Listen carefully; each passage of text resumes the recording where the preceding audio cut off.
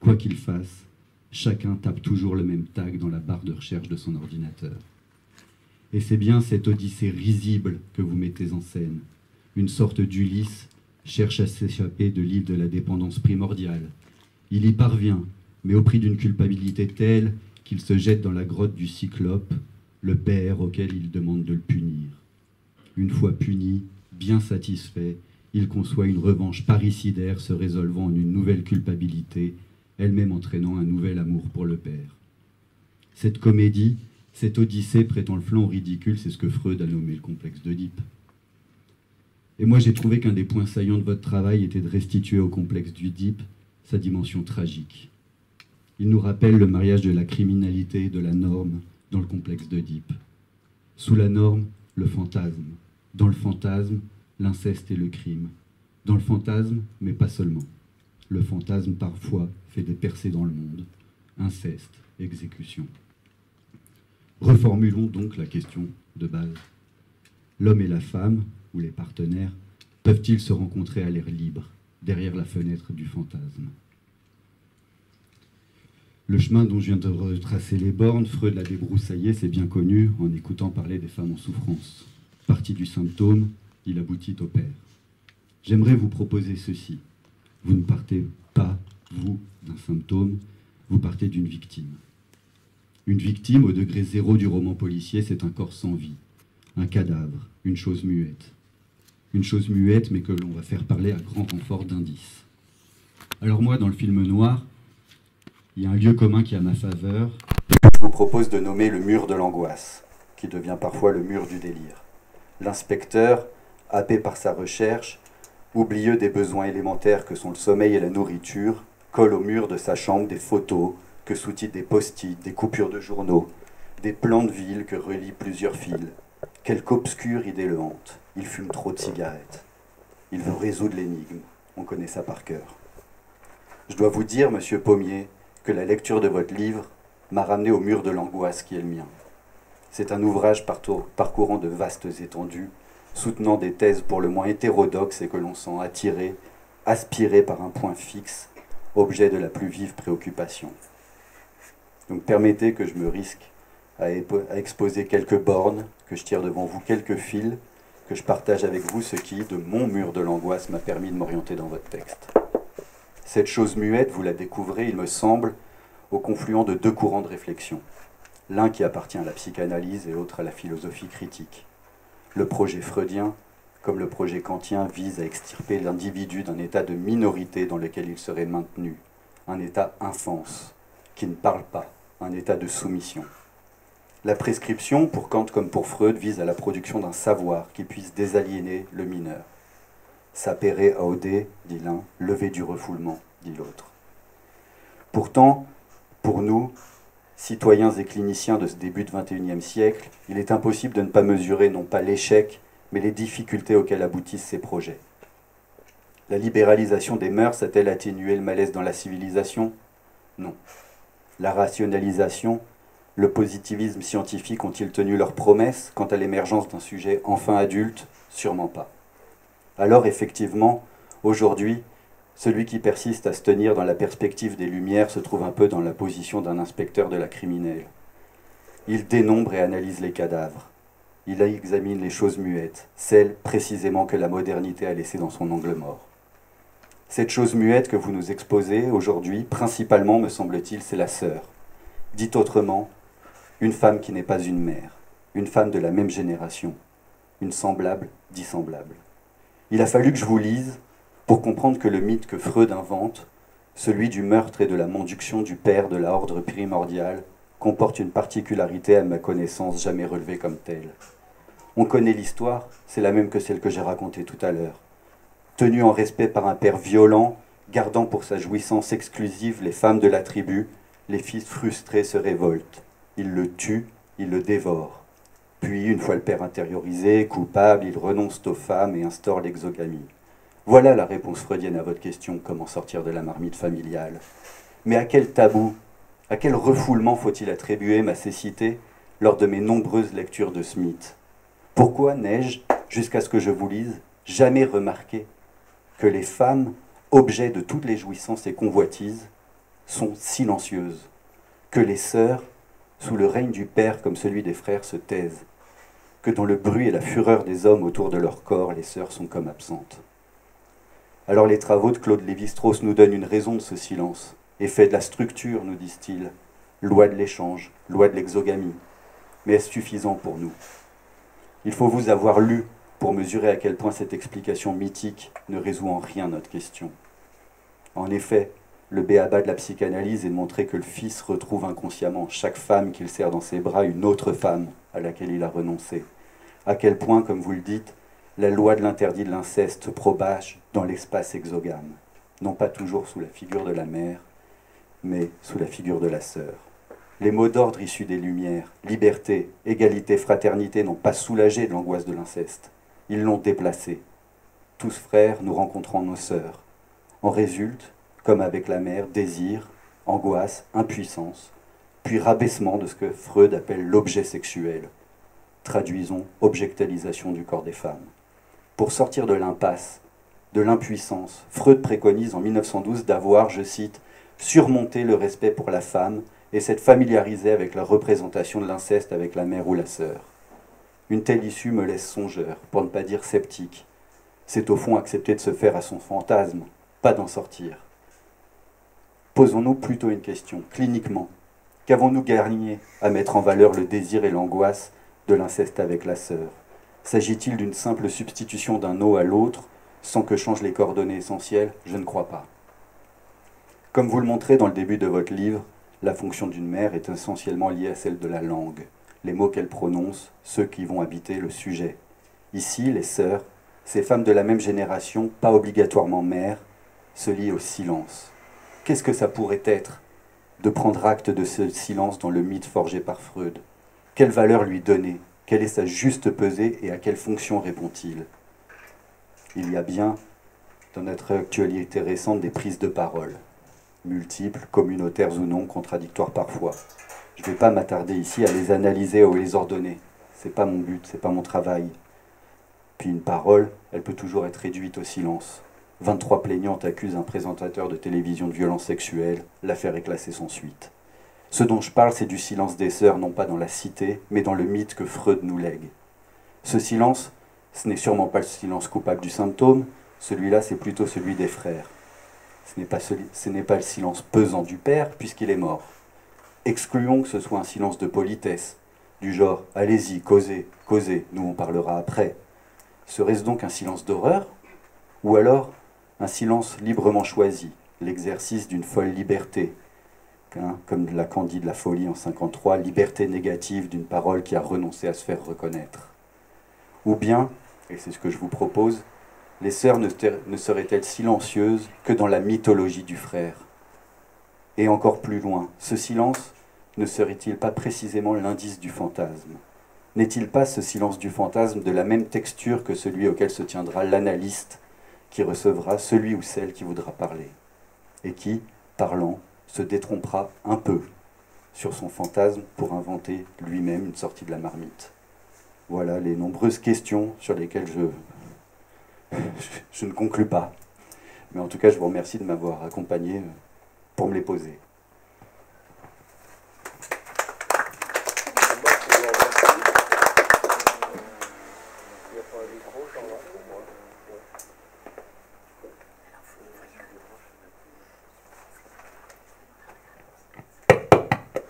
Bon, je vous remercie de votre lecture. Bon, j'ai essayé dans ce livre de me recentrer sur ce qui me semble, je dirais, un point vraiment fondamental de la découverte de Freud et qui est relativement passé sous silence ou vu de manière latérale par les gens qui s'inspirent de son enseignement, ne serait-ce que par cette idée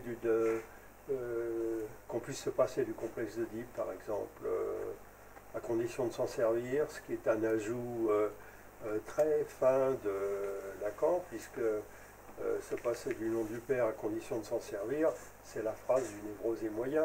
Je veux dire, c'est une formulation du meurtre du père. Donc, Lacan n'a jamais dit que, enfin moi je crois pas, n'a jamais dit que le complexe d'Oedipe c'est fini, on a autre chose à faire, on s'occupe par exemple de ce fourre-tout qui s'appelle le réel, qui est extrêmement pratique. Je veux dire que Einstein disait que appeler une chose réelle, c'est comme jouer un air de violon, c'est vraiment, comment dire, purement tautologique. Il faut savoir ce qu'on qualifie de réel. Réel est un qualificatif, c'est tout. Donc j'ai essayé de revenir à ces fondamentaux, non pas que ça annule les façons de voir d'autres praticiens de la psychanalyse. Comme je l'ai dit quelque part dans ce livre, il peut y avoir plusieurs théories pour une seule vérité. Comme je dirais, comme c'est montré pour la lumière, il y a plusieurs théories de la nature de la lumière, ou bien corpusculaire, ou bien ondulatoire. Les deux sont vrais, aboutissent tous les deux à des résultats satisfaisants, prouvés scientifiquement. Donc, j'ai pas. Ce que j'amène, qui au fond n'est que tirer toutes les conclusions de l'enseignement de Freud et voir les conséquences de cet enseignement aujourd'hui, puis aussi voir des choses qu'il a un peu, à mon sens, négligées.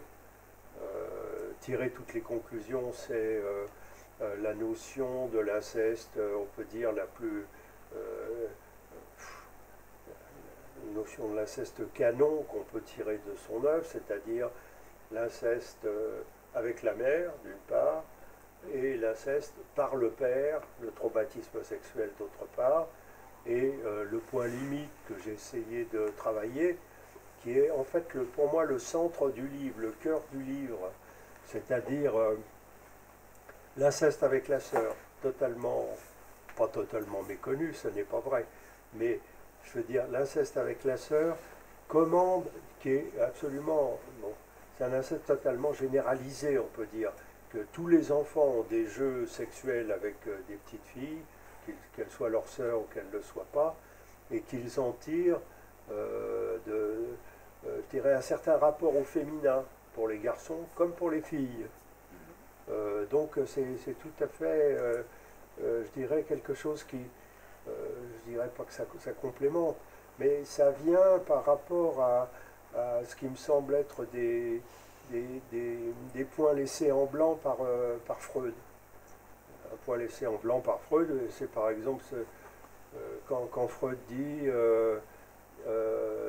tout homme finit par considérer sa femme comme sa mère. Bah non. Je veux dire, si c'était comme ça, je veux dire que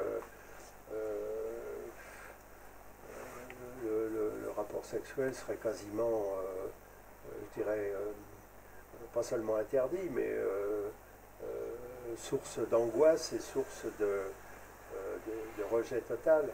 Or, il y a avec la sœur, dans la mesure où elle est la moitié de l'homme, d'une certaine façon, pour le dire d'une manière conforme à la Torah, conforme à la Bible, le côté de l'homme, l'homme aime en la femme sa moitié, en quelque sorte, ce qui fait d'elle une cause universelle du désir. Je l'ai dit quelque part, bon, vous l'avez peut-être pas remarqué, mais sur la question de la causalité du désir, c'est tout à fait important. Je dis aussi, à titre de corollaire, qu'il n'y a pas d'objet du désir. Il y a une cause du désir, mais pas d'objet. Le désir étant caractérisé par la répétition, donc répétition aussi de la scène sexuelle avec la sœur, marquée par à la fois l'inceste, c'est-à-dire non, il ne faut surtout pas, et par le désir de la moitié, en quelque sorte, oui, il faut absolument, ce qui donne son caractère oscillant, contradictoire, de manière généralisée à la relation des hommes et des femmes. je crois que c'est comme ça que ça se passe. Je ne sais pas si, je sais pas si mon explication est valide, mais en tout cas que ça se passe comme ça, de manière, je viens de dire, ondulatoire,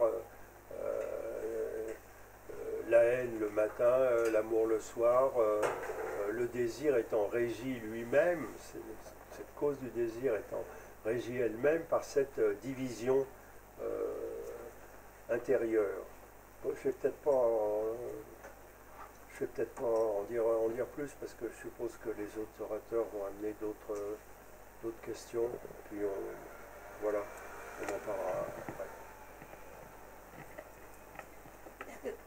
D'accord, donc moi je voulais, vous m'entendez, je voulais présenter votre livre dans l'intention que ceux qui ne l'auraient pas lu encore parmi les participants, vous ayez une idée de qu'est-ce qu'il y a dedans et que vous ayez envie de le lire. C'était un peu ça mon optique, plutôt que de vous poser des questions véritablement.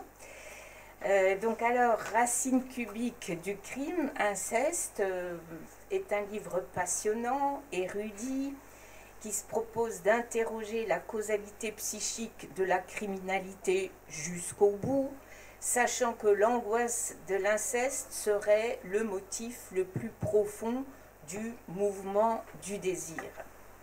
Ce livre étudie, dans l'ordre logique de leur apparition, l'angoisse de l'inceste maternel, le trauma sexuel de l'inceste paternel et l'inceste avec la sœur, le plus méconnu, comme vous l'avez dit.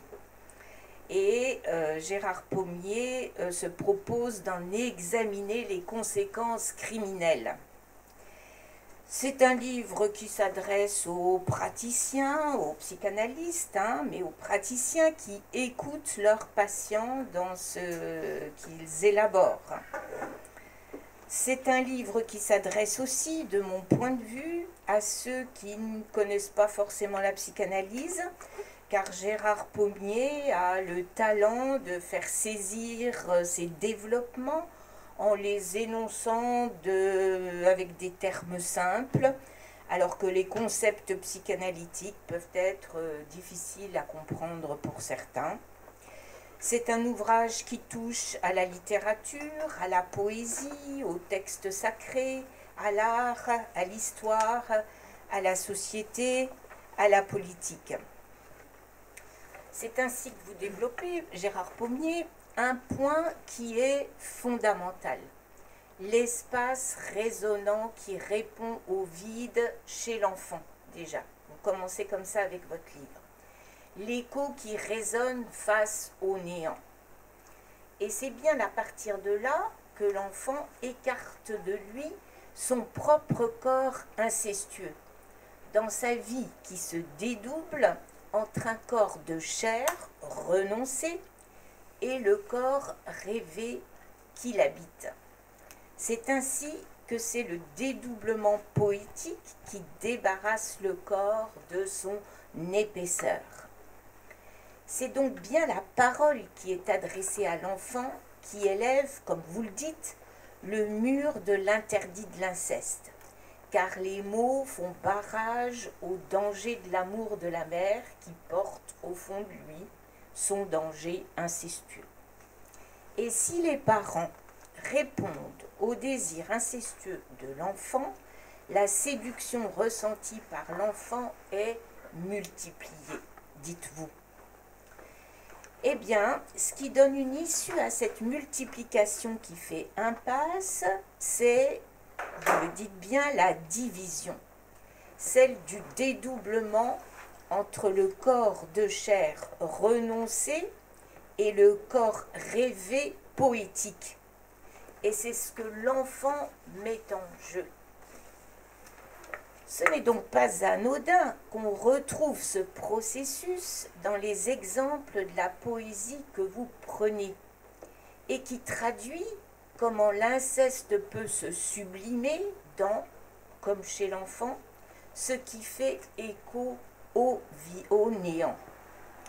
Vous vous appuyez sur Thomas de Quincey pour montrer comment il a fait résonner la perte de cette jeune prostituée dans un éclat de tonnerre assourdissant, avec sa sœur, tante Aimée, qui est morte quand il avait 6 ans et qui lui est revenue comme dans un murmure. Ce sont donc ces deux forces contraires qui font résonner les pulsions de vie et de mort, ou encore une présence mise à distance entre l'offre et le refus, dans une absence infinie qui se retrouvera dans les fumées de l'opium. Vous parlez aussi de la sœur rêvée de Baudelaire, dont le désir se divise tout aussi bien en deux mouvements, celui de l'élan érotique suivi de l'angoisse de l'inceste, à travers cet être féminin bicéphale dont la beauté a partie liée à la charogne. C'est d'ailleurs ce qui vous amènera à poser la question de savoir dans quelle mesure le féminin ne serait-il pas lui aussi criminel. Vous prenez l'exemple de Walter Benjamin et de son ange féminin qui peut virer en Angelus Satanas, aux ailes armées de couteaux. Alors, on ne peut s'empêcher de penser, à partir de ces exemples, à votre titre « Racine cubique du crime, inceste », qui m'a beaucoup plu et aussi intrigué. Vous en donnez une définition, notamment à la page 180 de votre livre, en disant que l'inceste est une racine cubique parce qu'il comporte 3 degrés, c'est-à-dire que chaque modalité de l'inceste, qu'il concerne la mère, le père ou la sœur, là on en a 3 déjà, trouve en son impasse la ressource qui fait accéder au palier suivant. C'est ce qui peut nous faire penser à la propriété de la racine cubique qui, en mathématiques, comme on le sait, est distributive avec la multiplication et la division. On en déduit alors que c'est bien ce qui renvoie à l'être humain qui monte en puissance, à la puissance 3, on pourrait dire, dans la multiplication de ses passions incestueuses, en les faisant résonner dans un désir qui se divise en 2 mouvements contraires d'où surgit l'écho. C'est, après tout, ce qui nous amènerait à dire qu'un sujet, dans la construction de l'objet de son fantasme, se mesure à un au-delà de la racine cubique du volume d'un cube, qui est la longueur de ses arêtes, puisque le sujet construit son point de perspective sur une profonde béance entre son désir et le désir de l'autre. C'est ce qui me conduira alors à votre référence aux 3 tableaux de Suzanne et les vieillards de Tintoret, qui précisément pointent le point d'impossible inhérent à la rencontre des sexes, et qui constituerait, comme vous le dites bien, en 3 mouvements. On a le premier mouvement dans le vieillard qui met en acte son désir incestueux d'approcher Suzanne Aubin dans le voyeurisme, caché derrière des feuillages faits d'ocelles. On a ensuite celui qui protège la femme de cela, et puis il y a le vieillard en majesté divine qui renonce en cédant sa fille à un autre homme. Et vous dites qu'il n'a plus que ses cieux pour pleurer, si j'ai bien retenu. Et ce sont bien ces 3 tableaux qui peuvent inciter le lecteur à les mettre en rapport avec d'autres parties de votre livre, que ce soit la question du viol, du mouvement MeToo et la façon dont la société actuelle les traite. C'est ce qui m'amène alors à la question de votre style, à la texture de votre écriture. vous croisez le fil de la psychanalyse avec celui des champs connexes. Vous croisez le fil de l'être humain avec ce qui s'est passé dans l'histoire et ce qui se déroule dans le monde actuel.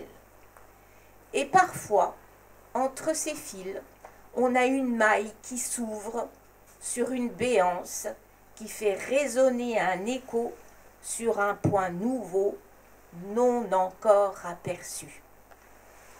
C'est donc bien dans cette texture de votre style que vous interrogez la façon dont la société aborde la question de la causalité de l'inceste et du crime dans son rapport à la loi, à la législation et aux conditions d'un traitement possible à notre époque. Eh bien voilà, et j'espère que je vous ai donné envie de lire cet ouvrage. Je vais le dire.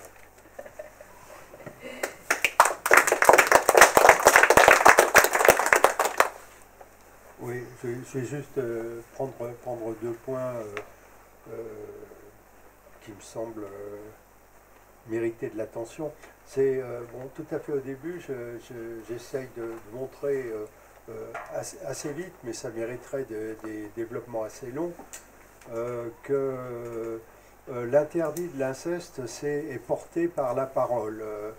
C'est facile de faire le jeu de mots avec l'interdit, c'est-à-dire que dans la réponse que fait la mère au cri de l'enfant, d'abord elle l'appelle par son nom, pour commencer, c'est déjà une attribution importante du sujet, c'est presque, pourrait-on dire, une deuxième naissance. Et ensuite, elle répond aussi à son cri par du seul fait qu'elle répond par des paroles, la parole elle-même signifie qu'elle est à distance.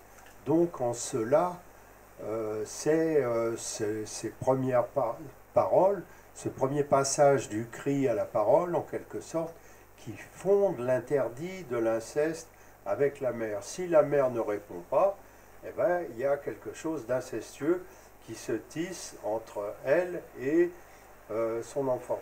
Alors, je l'ai dit évidemment un peu en raccourci, mais pour souligner ceci, que ce n'est nullement papa qui interdit l'inceste.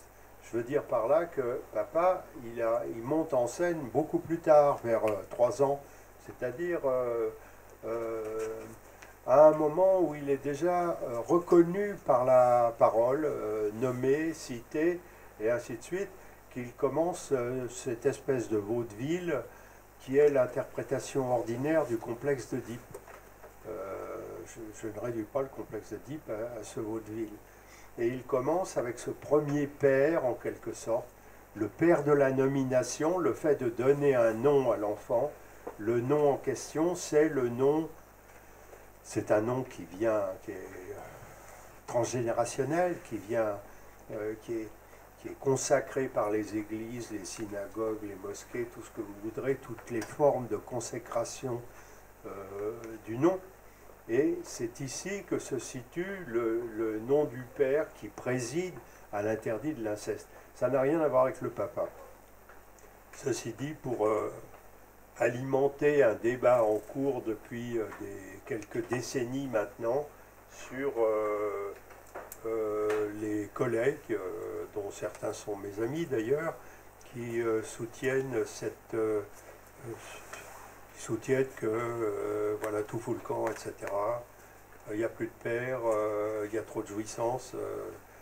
Vous connaissez cette chanson qui part de ce fait que ce serait le papa qui interdit l'inceste. Voilà. Donc, je veux dire, des enfants qui ne connaissent pas leur père géniteur ou qui n'ont pas cette occurrence dans leur histoire d'avoir un papa qui s'occupe d'eux, peuvent tout à fait faire des complexes d'Oedipe parfaitement auto-normés. Alors, il y a cette chose qui est quand même assez fabuleuse quand on y réfléchit bien, c'est que c'est à partir de là, et le fait que ça se passe dans la famille, que vient, je dirais, pourquoi c'est fabuleux? Ce qui est fabuleux, c'est que c'est l'interdit de l'inceste dans la famille elle-même qui est générateur de la perversion polymorphe de l'enfant. Je ne sais pas si vous comprenez ce que je veux dire. Je veux dire, c'est l'interdit de l'inceste qui est responsable de ce premier rapport à la sexualité qui ne se résoudra qu'à l'adolescence, il faut bien dire, et on pourrait dire en raccourci d'ailleurs que, en effet, il n'y a pas de rapport sexuel pour les enfants, mais pour les adultes, ça arrive. Ça arrive notamment dans cette chose conflictuelle du rapport à la sœur, prolongé par le rapport à la femme. Alors, il a été fait allusion à Thomas de Quincey. Juste pour la petite histoire, mon rapport à Thomas de Quincey, j'ai écrit il y a 20 ans ou 30 ans, je ne me souviens plus, un petit article sur Thomas de Quincey et sur le deuil impossible de sa sœur qu'il a poursuivi toute sa vie. Et c'est en quelque sorte le cœur de ce livre, c'est le petit chapitre qu'il y a sur Thomas de Quincey que j'ai repris 20 ou 30 ans après pour écrire ce livre. Voilà, je vais peut-être m'arrêter là pour le moment.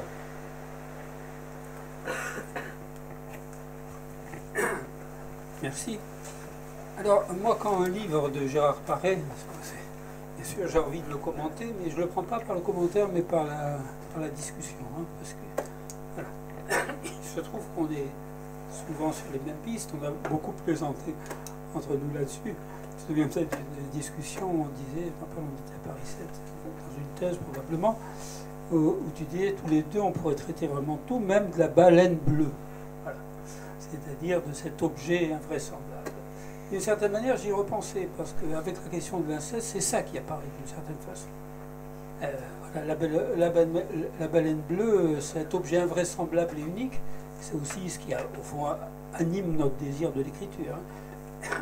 Mais c'est pour ça que, quand je lis tes textes, j'ai toujours tendance à comparer, évidemment, à ce que moi, ou bien j'ai déjà dit, ou bien j'aurais dit, pour, du coup, apprécier des choses inattendues, qui surgissent véritablement dans le texte lui-même.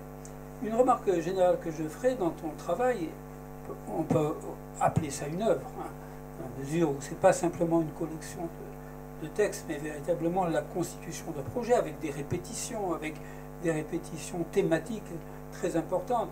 Je suis très frappé du retour d'un enfant abattu comme un thème absolument essentiel de ton travail. Hein.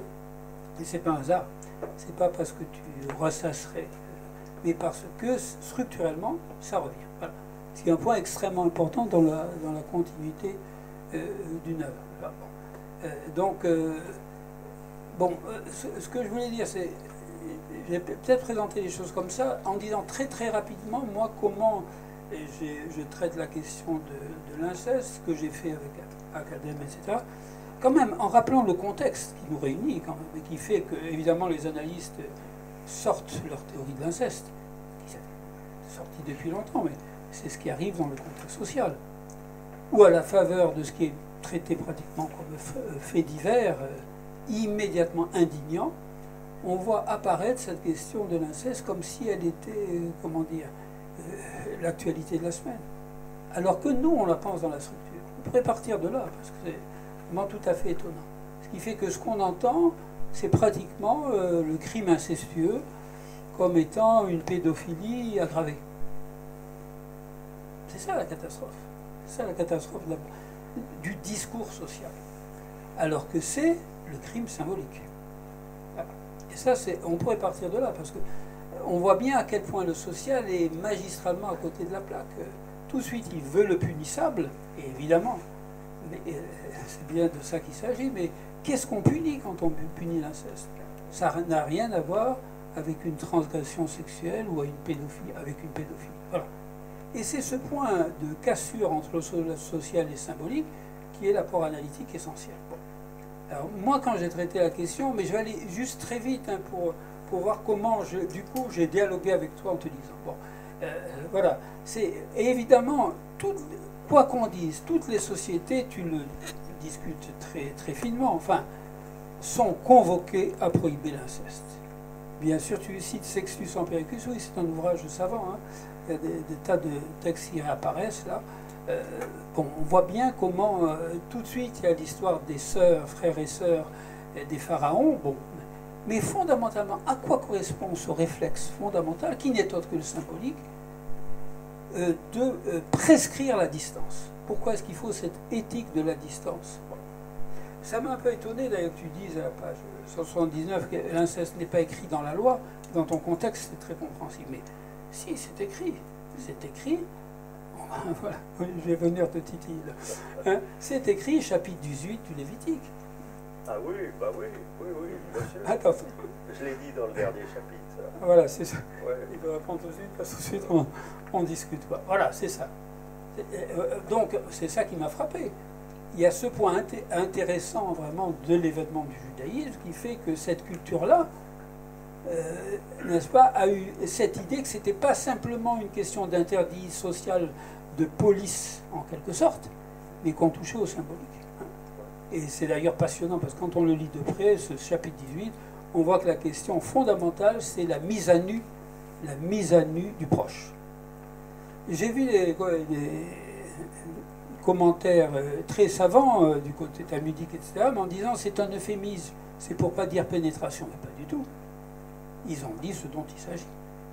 Car il y a pire encore que la pénétration, qui est ô combien évidemment traumatisante, c'est la mise à nu du proche. Voilà. De même que la mise à nu du père, tiens, avec Noé. Donc c'est la même. De même que le viol de la femme et le viol de la loi, c'est le même mot. Voilà. Donc c'est ce point-là qui me paraît évidemment très, très important. Quand même poser ça, que le judaïsme a été en position de réinventer cette question qui est pour tout le monde. Ce n'est pas les juifs qui ont inventé, parce que j'entends ça aussi. Ce n'est pas les juifs qui ont inventé ça, non, mais ils ont produit cette torsion dans le texte entre ce qui est interdit et la police sociale. Et d'autre part, par contre, quelque chose qui fait que si l'inceste se produit, tout est perdu. Voilà. Et ce n'est pas un affolement, c'est quelque chose d'autre. Maintenant, deuxième point, que fait Freud? Le premier essai de Totem et Tabou, court, le moins intéressant, le moins brillant, on pourrait dire, il est absolument nécessaire pour entrer dans la question. Voilà. Il nous fait une petite thèse d'ethnologie, hein, là, pour montrer comment les primitifs, parce qu'il est appelé comme ça, n'est-ce pas, se comportent par rapport à ça. Hein. Donc il nous rappelle la prohibition de l'inceste. Mais de quoi il va nous parler? Et là, tu l'as très bien décrit, hein, c'est de quelque chose tout à fait différent, qui est le tabou de l'inceste. Et derrière le tabou de l'inceste, quoi? L'angoisse de l'inceste. Donc cette énorme bascule dans la question absolument séculaire, hein, de l'inceste, Freud le fait ça en douceur, n'est-ce pas? Et c'est pour ça que le fond de notre clinique, c'est ça. Donc c'est grâce à Totem et Tabou qu'on a cette idée, n'est-ce pas, qu'il y a quelque chose, cette incurvation fondamentale, qui fait qu'on a dans toutes les familles, les mieux, n'est-ce pas, un petit incestueux, hein, et c'est pour ça que le complexe d'Oedipe est quand même incompressible, absolument incompressible. On est bien d'accord avec ça, et que c'est la chose la plus révolutionnaire. Ça paraît aussi important parce que quand on dit ah oui, la psychanalyse, le complexe d'Oedipe, c'est cette histoire, voilà, on désire papa, on désire maman, pas du tout. C'est un point absolument énorme. C'est-à-dire que l'inceste reste symboliquement incrusté dans toute famille. Et comme par hasard, tous les révisionnistes par la théorie psychanalytique veulent se débarrasser de l'Oedipe, tout en le présentant comme une vulgate. Voilà. Alors, moi, vous voyez, c'est là où je dis, moi, je suis en dialogue. Moi, j'aurais commencé par poser ça, la loi, le Lévitique, l'apport freudien, et j'ouvre le livre, et d'emblée, toi, avant même, sans avertissement, si je veux dire, parce que tu ne thématises pas. Je pense que dans ton travail, il y a de plus en plus une poétique. Je ne parle pas de ton intérêt pour la poésie, hein, simplement, mais pour le poétique, mais le fait que c'est un travail inspiré, quoi, depuis le début. Hein. Moi, je fais un lien quand même entre la naissance de l'écriture, qui est quand même ton texte de référence, voilà, et le fait que tu fais ici, c'est un chapitre, voilà, une écriture d'inceste. L'inceste, ça s'écrit. Voilà.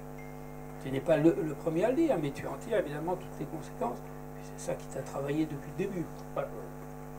Mais alors, du coup, tu rentres, tu es directement freudien, si je peux dire, puisque tu rentres directement par la porte ouverte, évidemment, et tu retombes, parce qu'on pourrait déjà dire, comme on dit pour moi, on a des obsessions, il nous parle toujours cette histoire de l'enfant battu.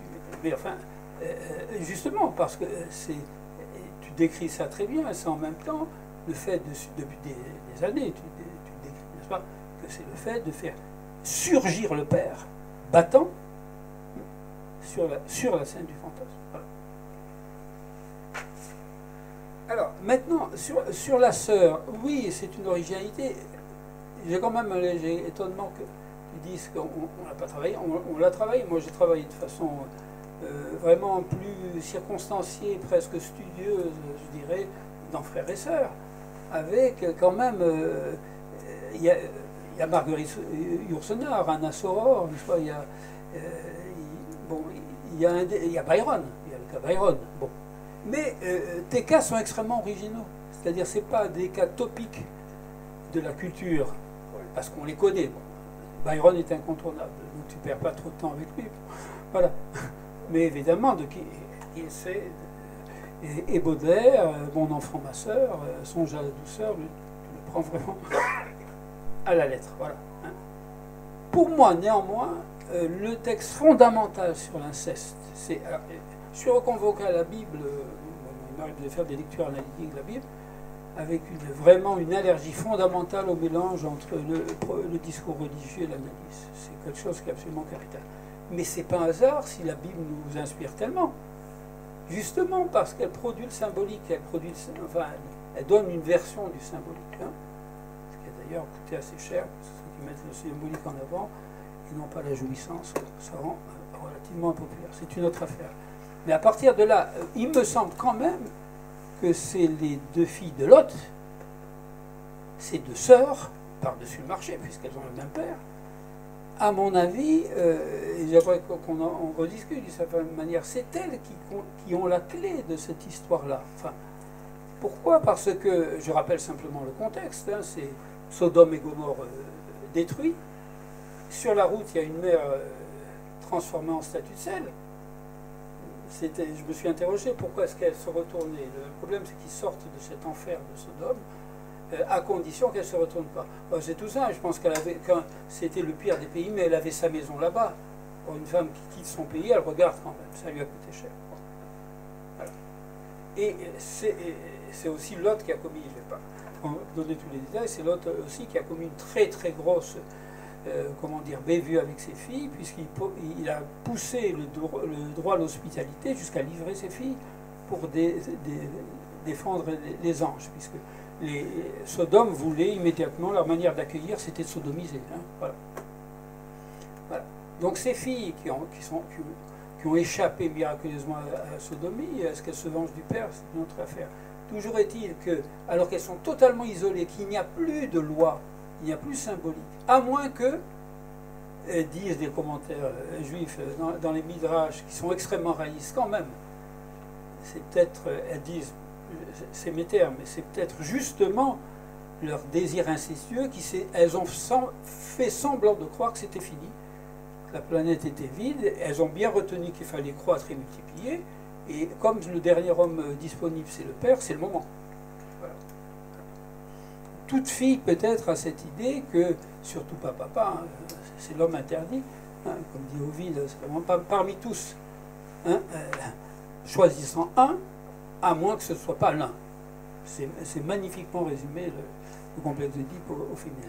Mais si, ma foi, il arrivait, et après une catastrophe atomique, il n'y ait plus que cet homme-là, il faudrait résigner à coucher avec lui. Bon. Et ce syndicat incestueuse de ces deux sœurs, c'est toujours d'ailleurs la sœur aînée, dans toutes ces histoires, les sœurs papins, c'est toujours la sœur aînée qui a le locomotive, peu importe. Elle s'est dit, il n'y a plus d'hommes qui puissent venir vers nous, couchons avec le père. Or, est-ce que là, on n'a pas la seule primitive d'articulation directe entre les deux?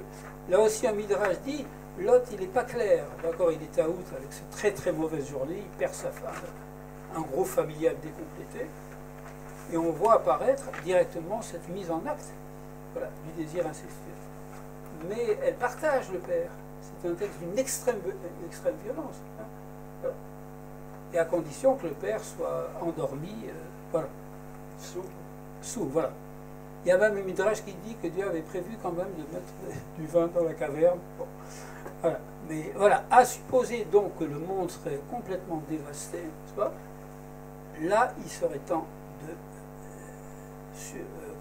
de surmonter cet interdit, quoique bon, ça ait produit des peuples, etc. Enfin, bon, il y a, dans la Bible, il y a vraiment d'énormes retombées. Enfin bon, je m'en tiens à ça, c'est-à-dire que ce point-là, enfin, pour moi, c'est l'interdit sororal, si je peux dire, enfin, de l'inceste apparaît de façon très nette. Il y a un commentaire qui dit quand même que l'autre, je vais jusqu'au bout de mon idée, n'était pas clair, parce que la première fois, la première fille, ça va, il n'était vraiment pas dans son assiette, mais la seconde fois quand même, ce qui veut dire que la seconde fois, l'autre était vraiment incestueux. C'est lui, l'inceste est passé de ce côté-là.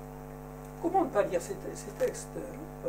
Parce que là, on a l'impression qu'il a quand même pigé pas mal de choses qui intéressent la pratique analytique et qui n'ont surtout rien à voir avec, comment dire, un mélange ou un supplément d'âme religieux de la psychanalyse qui est vraiment sa propre destruction d'une certaine manière. Voilà. Bon. Donc, voilà, je te relance là. Je t'encourage dans ce développement, évidemment, de la dimension sororale, dont tu fais quand même un usage assez exceptionnel. Donc, ça prend date, hein, c'est certain. Mais, bon, je me suis étonné que, toujours dans la discussion que je mène avec toi, hein, que tu ne fasses pas sa place absolument centrale à ce moment où tout ça vaut, et où alors ça aurait permis de reboucler encore mieux ta théorie, si je peux me permettre.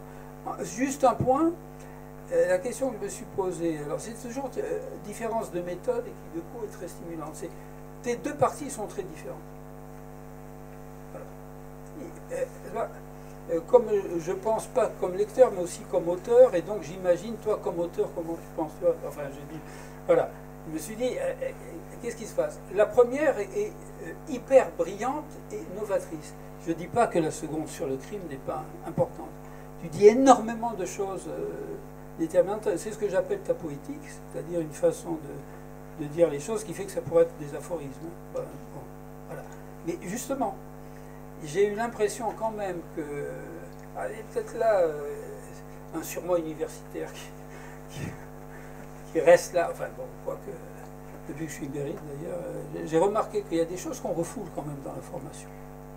Alors que c'est très très important de transmettre, je trouve ça essentiel, surtout s'il y a des étudiantes de Paris 7, ils savent à quel point c'est important. Mais en même temps, j'ai remarqué qu'il y a certains interdits de pensée, même pour soi-même, qui fait qu'on les lâche.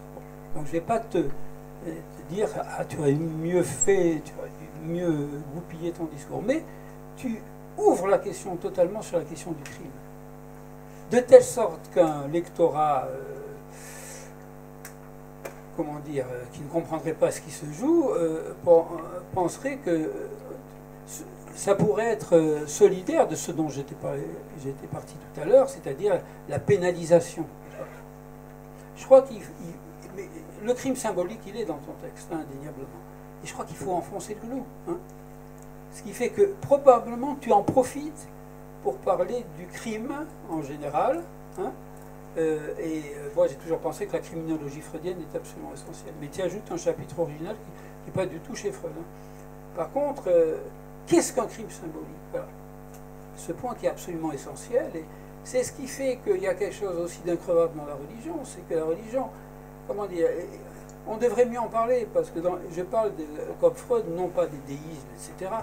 Pour lui, c'est des abstractions exsangues, hein, mais véritablement des religions historiques, hein, qui ont cette vérité historique, des traumas. Hein, et c'est ce qui fait que c'est très net dans l'Ancien Testament qu'il a une longue longueur d'avance très importante sur la psychanalyse. Hein. Dans la mesure où c'est comme si, moi, c'est une présentation, hein, toujours un peu difficile quand on parle de la religion, c'est comme si le symbolique avait été entreposé dans la religion.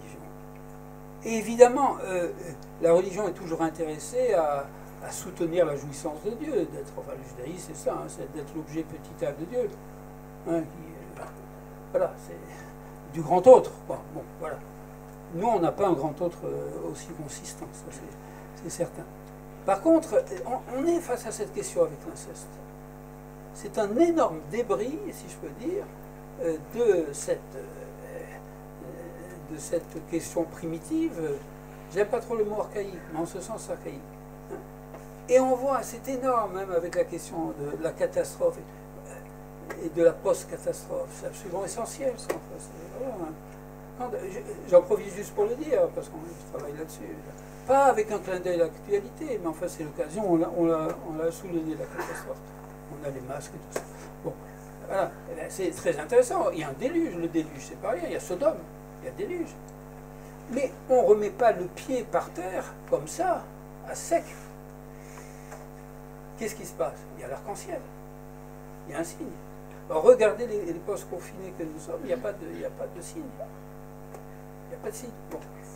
Alors, surtout pas entendre ça au sens de quelques déplorations néo-conservatrices en disant « Ah, du temps qu'on avait... » C'est pas ça, c'est juste dans le fonctionnement du symbolique, il y a une sacrée mutation dans la postmodernité et dans la modernité.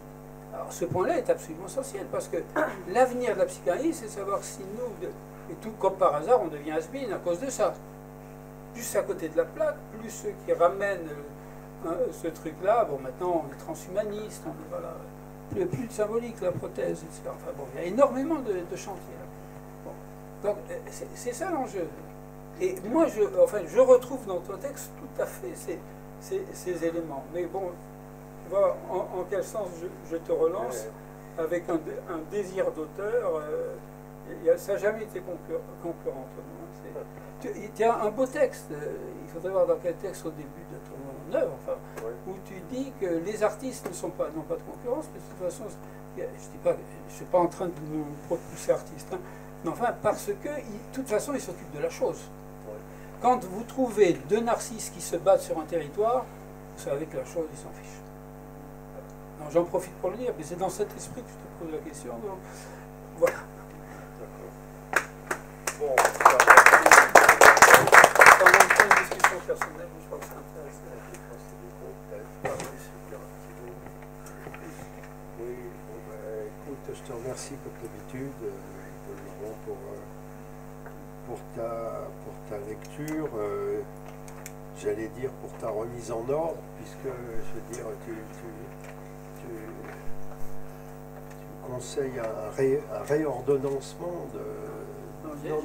Non mais, je comprends tout à fait. Tu peux le prendre comme ça. Pourquoi tu le fais? Mais je veux dire, j'ai tenu beaucoup à déboucher sur le crime parce que je pense que ce sont effectivement que les racines du crime se trouvent là. Or, ça n'est pas dit comme tel. La criminalité est traitée comme l'acte déviant. Or, la criminalité, c'est notre fait inconscient. Je veux dire, notre fascination cinématographique ou romanesque pour le criminel, elle est liée à l'universalité du désir inconscient qui fait qu'on se retrouve dans quoi? Dans l'acte qui, d'une façon ou d'une autre, touche à ces deux antonymes, ou bien le père, ou bien la femme, la sœur, ou bien le rival, la jalousie. C'est vraiment les racines du crime. Et je veux dire, j'ai cité 3 ou 4 citations de Lacan à ce propos, qui, avec des phrases un peu compliquées, insistent bien sur cette dimension de la criminalité. C'est dans des textes qui concernent la criminalité que Lacan parle de ça. Nous-mêmes, après tout, du crime, on n'en parle pas tellement. C'est-à-dire dans les œuvres de nos collègues ou dans nos discussions, c'est pas du tout mis en avant, cette question de la criminalité. Alors que c'est vraiment une tâche des psychanalystes qu'ils négligent, je crois. Donc, je dis pas que c'était forcément très bien fait de situer comme ça la dernière partie de mon travail, mais elle est fondée, elle est basée là-dessus, sur cette espèce d'universalité du désir incestueux, dont, après tout, également, peu de psychanalystes parlent.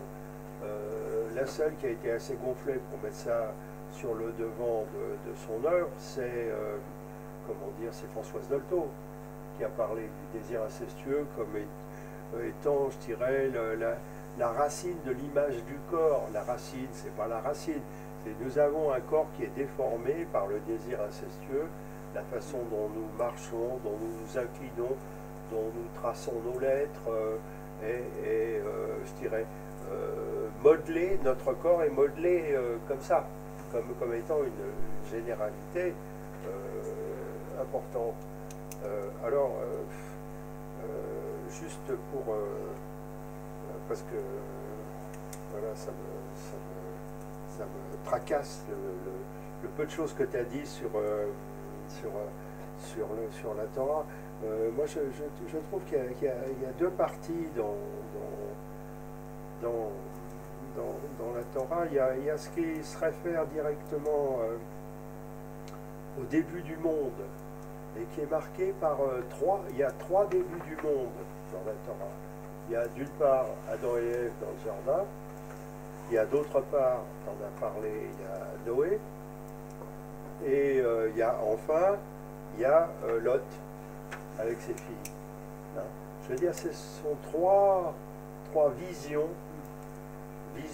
sans sous-titres, que chacun peut lire comme il veut. C'est ça qu'il y a de vraiment bien dans la Torah. Ces trois visions du début du monde après une destruction complète du monde, qui est le déluge ou qui est l'orage après Sodome et Gomorrhe. À chaque fois, c'est un homme nouveau qui arrive et qui montre quoi à chaque fois? L'inceste. Adam et Ève, c'est pas la peine d'en parler, puisque Adam et Ève ont le même père.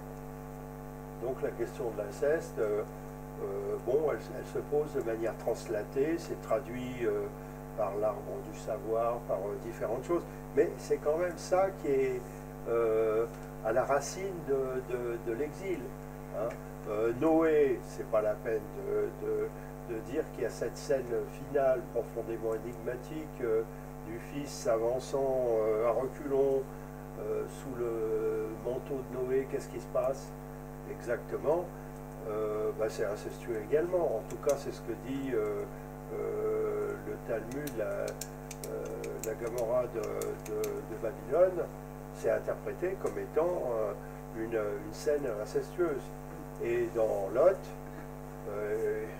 on ne peut pas faire plus incestueux, c'est le père avec ses filles, hein, ayant bu à chaque fois. De même que Noé, il a bu lui aussi du vin à chaque fois. Hein. Et puis dans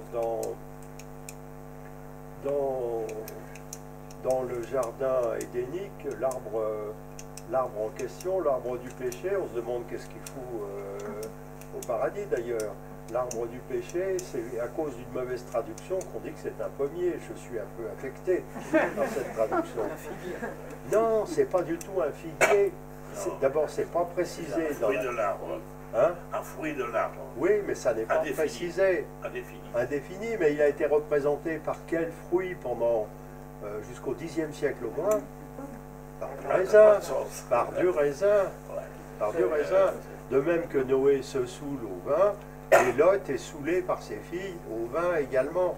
Non, parce qu'il y a aussi le commentaire comme quoi la feuille de vigne est une feuille de figuier, on aurait articulé ça. Oui, mais enfin, je veux dire, c'est une mauvaise traduction de la Bible des Septante, c'est évident. Je veux dire, en latin, malus, ça veut dire à la fois pommier et mal. D'où l'erreur de traduction qui encore une fois me cause du tort. Bon, alors pour dire qu'il y a quand même cette partie où il n'y a aucun jugement de valeur sur le désir incestueux, sur l'inceste, comme étant en quelque sorte une espèce de fondement originaire, quelque chose qui est là. Alors, ce qui confirme ça, c'est qu'il ne figure pas dans les 10 paroles, c'est-à-dire les 10 commandements. Mais non, mais c'est justement là où Voilà. j'en viens. C'est que dans les 10 commandements, au contraire, selon la lecture que je me permets, c'est la première fois que l'interdit de l'inceste est articulé de manière claire et nette avec le parricide. C'est-à-dire, les 2 premiers commandements, c'est quoi? C'est un seul Dieu, pas d'image. Pas d'image, c'est quoi? C'est la destruction des idoles, c'est une forme de parricide. Pourquoi le parricide? À cause du désir incestueux. Il n'a pas d'autre raison, le parricide. Que ce soit dans la version oedipienne ou dans la version tout de suite à la naissance, avec le festin totémique qui revient à une destruction du père également, c'est le parricide comme conséquence de l'angoisse de l'inceste. Hein? Donc Enfin, les je idoles, dirais- c'est aussi la déesse mère qui est derrière. Hein. Pardon? C'est la déesse mère qui est derrière les idoles. Non, mais ça, je sais que j'allais dire ta marotte, c'est pas gentil. Ah, non, non, mais non, ça a été démontré. Ma marotte a été démontrée, c'est-à-dire que... non, on va pas lancer ce débat parce que je sais que tu es intarissable là-dessus. Mais je veux Non, dire, non, non, mais deux Freud, pages, je suis d'accord. deux pages de Freud. Non, mais Freud a marché là-dedans à cause de, comment il s'appelle déjà Sartio. Hein? Sartio. Non, comment il s'appelle celui qui a fait toute la mythologie des déesses mères juste avant que Freud s'en empare. Barofen. Ben oui, Bachofen. Il a jamais écrit à Barofen. Hein? Bon, on va pas lancer ce débat. Mais en tout cas, attends, je termine. Oui, oui, bien sûr. Juste encore un mot. C'est simplement que moi je vois dans cette espèce de fermeté des 10 commandements, qui n'est pas la même, je veux dire, la religion, le judaïsme, oui. Mais je crois que c'est avec cette espèce d'interdit forcené de l'inceste. Le fait que c'est très difficile de s'entendre dire ça, parce qu'à la fin de l'énoncé, elle n'est plus une fille, la fille d'un père. Voilà. Et peut-être c'est une manière d'actualiser ce que tu dis, c'est-à-dire quelque chose, ta formule est très intéressante, quelque chose qui s'effondre d'avant, je sais pas, il y a comme une torsion temporelle qui fait que c'est aussi une manière d'illustrer le fait que l'inceste est invraisemblable aux yeux de l'enfant, il n'a pas d'éléments pour le dire. Alors, tout ça est décrit par certains psychologues, par le discours social, en disant parce qu'ils ne peuvent pas se représenter, ils ont peur, c'est trop dur à dire. Non, c'est vraiment, ils sont au lieu même de la cassure du symbolique, d'une certaine façon. Qu'est-ce que je deviens, moi, j'imagine le sujet victime, n'est-ce pas, en tant que le dernier à croire au symbolique, à soutenir les symboliques, alors qu'un père, c'est celui que, au moment même où il produit l'acte, il chute comme père.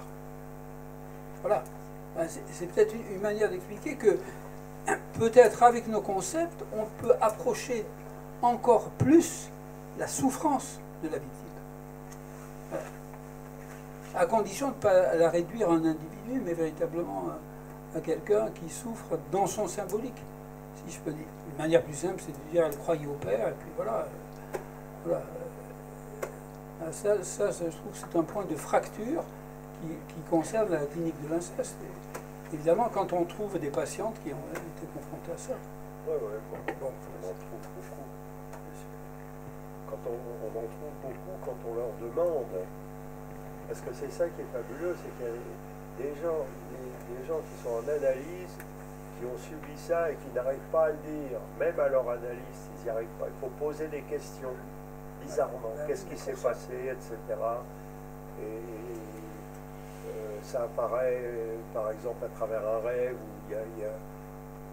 Alors là, bon, c'est une des occurrences où l'analyste qui entend ça, je dirais pas qu'il peut poser une question, c'est qu'il doit, parce qu'il y a une vraie difficulté à le dire. Oui. Yes. Il y a le refoulement.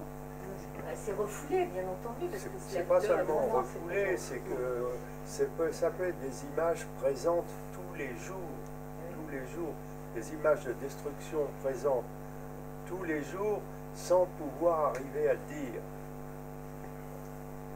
Vous parlez seulement des symptômes qui viennent avec, les vertiges, les vomissements, toute une série de symptômes absolument ordinaires de l'hystérie sont en référence au désir incestueux inavoué qui peut concerner seulement le désir, mais qui concerne aussi de temps en temps des passages à l'acte. Et le désir de celui qui a été incesté, parce qu'il a été suscité par l'adulte qui a provoqué l'inceste. Oui, on peut dire ça comme ça. On peut dire ça comme ça. Mais il y a aussi l'impossible d'entendre chez un nombre d'analystes vraiment très grand, l'impossible d'entendre l'inceste, d'entendre quelque chose. C'est traité vraiment régulièrement. Je vois chez des personnes qui viennent en deuxième ou troisième tranche qui me disent qu'elles n'ont pas été entendues. Il y a un impossible d'entendre aussi chez un certain nombre d'analystes l'inceste, même lorsqu'il est énoncé clairement par l'analysant. Il y a quelque chose où la priorité est donnée au fantasme d'une manière quand même qui frôle la perversion à un certain moment. Donc on le voit en deuxième, troisième tranche, on le voit chez des personnes qui reviennent nous voir après avoir fait des analyses et qui nous disent qu'on a insisté sur le côté fantasme en disant, surtout, il ne faut pas en parler en public parce que ça va vous porter que des désagréments, et on va analyser le fantasme dans l'analyse que vous aurez, et après vous serez tranquille.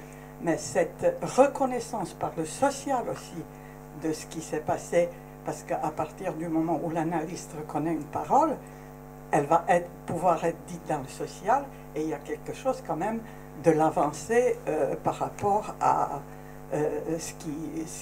à cette mort, quelque chose qui peut recommencer un petit peu à vivre. Voilà. Ouais, Patrick. Puisque tu parles de ça, qu'est-ce que tu penses des rapports de ce que tu dis sur l'inceste?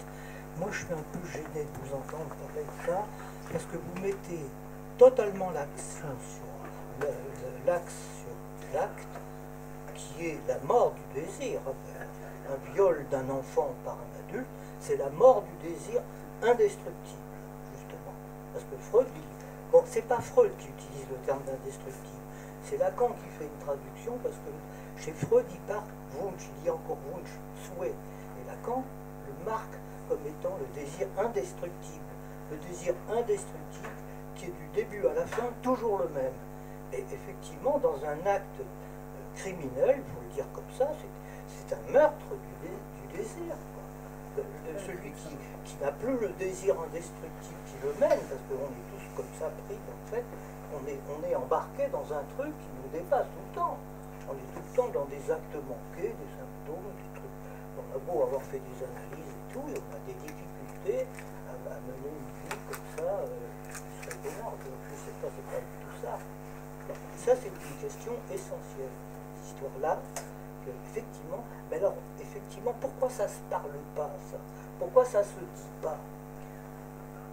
On est parti de l'histoire enfin moi, ce qu'on a vu avec l'histoire de Kouchner, de la fille qui parle de ça.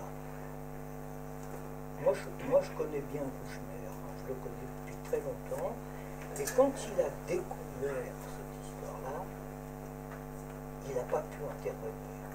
Il voulait aller casser la gueule à ce nouveau mari, mais quelque part, à mon sens, il s'est dit, je ne peux pas intervenir parce que comme l'enfant, il avait 13 ans, il avait 13 ans quand ça s'est passé, il s'est dit peut-être qu'il était déjà sur la pente d'un choix d'être homosexuel. Je me suis posé cette question-là. Je n'ai pas de réponse. Question qu'il me faut. Alors moi je crois qu'il faut dissocier, moi je pense l'acte lui-même ne recouvre pas la dimension que l'inconscient est structuré comme un langage, et qu'il n'y a qu'un seul inconscient. Vous savez qu'il y a des gens qui ont inventé deux inconscients dans nos groupes. Il y avait l'inconscient réel et l'inconscient langage. Il n'y a qu'un seul inconscient structuré comme un langage. Et là-dessus, Lacan ne cède jamais. Il dit que le langage, on ne sait pas d'où ça vient, c'est là depuis toujours, et ça sera là après notre mort. Donc on a affaire à cette espèce de truc-là qui s'appelle le langage, qui fait que, effectivement, l'homme est un animal malade. Voilà. Et méchant. C'est vrai. L'homme, quand je dis l'homme, hein, c'est parce qu'on dit l'homme, parce que je ne dis pas l'œil des hommes et des femmes. Hein. Donc, elles sont préservées, parce que les femmes, quelque part, quand elles sont mères, bon, je vais continuer puisque je me lance là-dessus, parce que j'ai pris plein de notes, alors que bien sûr je vais les utiliser, mais pas maintenant, parce que vous avez dit tellement de trucs que moi je n'ai pas pu, j'ai pris des notes pour ça va me faire travailler, et là, ma fois, ça va me faire travailler. C'est que, qu'est-ce que je voulais dire, je vous dis déjà, c'est que, au fond, le problème du rapport de l'enfant à la naissance, vous savez qu'un enfant, c'est un athlète, un nourrisson qui sort du ventre de sa mère, c'est un athlète de haut niveau sportif. Hein. C'est-à-dire que non seulement il annonce qu'il va sortir après, à 9 mois, pratiquement, les médecins prévoient le jour de sa naissance, et l'enfant il sort à cette date-là. C'est quand même extraordinaire de noter ce truc. Et puis l'enfant, il faut qu'il sorte non seulement du ventre de sa mère, mais c'est un athlète. Quand il sort de là, il se met à pousser un cri parce qu'il crache le liquide amniotique qu'il a bu pendant toute la grossesse. Et à ce moment-là, dans la salle, si vous avez assisté à des accouchements, à ce moment-là, immédiatement, que ce soit le chirurgien, le médecin, les infirmières, les sages-femmes, on dit tout de suite le nom de l'enfant, parce qu'on le regarde, on dit c'est un garçon ou une fille, et on donne son nom, on le sait son nom, ça a été prévu. Il est nommé, l'enfant. C'est important ça, hein, que ça vienne. Alors l'histoire de l'inconscient structuré comme un langage, on peut pas le déférer. Moi je le confonds pas avec l'acte sexuel, voilà, je vous le dis comme ça. Je pense que les criminels et les gens comme ça, c'est des gens qui sont en rupture avec la loi du langage, structuré comme un langage, l'inconscient. Ils sont en rupture, et effectivement, c'est quoi? Qu'est-ce que c'est que ces gens-là? Bon, c'est pour ça qu'on les appelle des criminels, d'ailleurs, entre parenthèses. Hein. Voilà. Voilà ce que je voulais dire en ce moment. C'est pas une race. J'ai travaillé avec ça. Moi, je vous propose peut-être de conclure là-dessus, si vous êtes d'accord. C'est moi. Je suis là. D'accord. Bon. Ouais. C'est aussi encore une dernière question. On a le choix. Oui, une dernière question alors quand même. Mais je vais poser une. C'est pas tous les jours que j'ai la possibilité de discuter avec Pommier, Laurent Assoun, Patrick Vallas, donc je pose ma question. Comment vous entendez la formulation de Lacan? Donc je laisse de côté beaucoup de choses, hein, parce que j'ai trouvé très passionnant le débat. Juste une formulation. Comment vous entendez la formulation de Lacan? Il n'y a de rapport sexuel qu'entre les générations voisines. Il n'y a pas qu'entre les générations voisines. Qu'entre les générations voisines. Oui, il y a ça, mais il y a aussi quand une femme se fait symptôme pour l'homme. C'est-à-dire quand elle lui donne un cadre pour qu'il déconne pas trop. Quoi. Oui, non, mais bien sûr, mais ça c'est autre chose. Mais cette phrase est liée. Pour ceux qui ont de la chance. Non, mais c'est vrai, c'est très important. Entre générations voisines, parce que effectivement, c'est quand même la mère qui transmet, dans les premiers temps, on peut le dire comme ça, des signifiants à l'enfant. Ça passe par les lalations d'abord. La lalation, ce n'est pas du langage, c'est de la jouissance. Hein. Et puis ça s'organise petit à petit, et à ce moment-là, l'enfant commence à faire des distinctions entre les mots, les phrases, des choses comme ça. Mais d'emblée, l'enfant, il est dans un bain de langage, et il faut qu'il se débrouille avec ça. Un langage qui colonise son corps et qui parasite sa jouissance. C'est pas la même, la jouissance venue à partir du signifiant et celle de l'organisme vivant. Il faut faire la distinction entre l'organisme vivant, dont on ne sait pas grand-chose, c'est pour ça que Lacan le place dans le réel adulte, bien sûr, et le corps. Le corps, c'est une construction symbolique. Symbolique en tant que c'est une construction langagière et imaginaire avec le stade du miroir. Et il me semble que la question est intéressante parce que en disant ça, on le cite rarement cet aspect-là. En disant ça, c'est comme si Lacan ne voulait pas qu'on en tire un certain usage, qui est absolument général, qui est comme un verdict formel, n'est-ce pas, d'ailleurs une malédiction, d'une certaine manière, vous n'aurez jamais de rapport sexuel. Pourquoi? Parce que c'est pas non plus pour nous consoler, hein, ça se joue dans l'événement historique de la coexistence des générations. Voilà. C'est un événement, c'est-à-dire, c'est très intéressant de le citer, c'est à la fois synchronique parce que ça revient tout le temps, le ratage, mais à chaque génération. C'est peut-être pour ça qu'il y a des générations différentes, c'est que, un peu comme le malaise dans la culture, mais dans un tout autre domaine, c'est structurel, mais à chaque fois on espère que nous, la nouvelle génération, on va pouvoir faire quelque chose, et puis hop, c'est... Il arrive quand même. Oui, non. C'est la subjectivité de notre temps, ce qu'on appelle la subjectivité du temps présent pour chacun. Oui, voilà. Ça se joue tous les jours. Oui, voilà, c'est événementiel l'impossible de rapport sexuel. C'est pas simplement, comment dire, une malédiction, un ratage congénital. Je sais pas, il y a Laurence Croix qui veut dire un mot, mais... Non, mais c'était pour aller dans la suite. Thomas Laqueur en parle très bien dans La fabrique du sexe. C'est-à-dire que le père, en déposant sa semence, introduit son sang dans le fils. Donc j'ai envie de dire, et père forcément, le père est par essence incestueux. Par essence incestueux. Oui, c'est quelque chose qui se disait même tout à fait consciemment, enfin qui était officiel, c'est-à-dire était père celui qui transmet par sa semence son sang dans le corps de son fils. Donc il y a pénétration du père, c'est pas moi qui le dis, c'était quelque chose qui était reconnu jusqu'à que les pères aient des devoirs et des droits limités, mais qui étaient reconnus. Ils transmettaient leur patrimoine, leur capital, etc., à travers le sang, introduit par leur paternité, dans le corps du fils. Enfin voilà. Okay. C'était pour répondre. On va peut-être arrêter là parce que il ne faut pas exagérer avec les autres. Merci beaucoup en tout cas. Merci pour cette discussion. On peut vous applaudir. Hein.